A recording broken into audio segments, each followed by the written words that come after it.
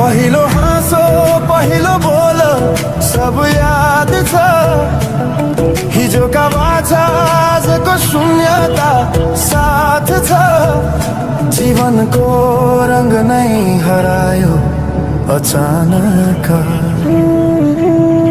तिमी बिना बाँच्नु पर्यो कति कठिन हावाको लहरमा सुन्छु तिम्रो आवाज शून्य कोठामा प्रतिध्वनि जस्तो गाजा सम्झनाको बादल मनमा जम्छ रातको निद्रा फेरि कहाँ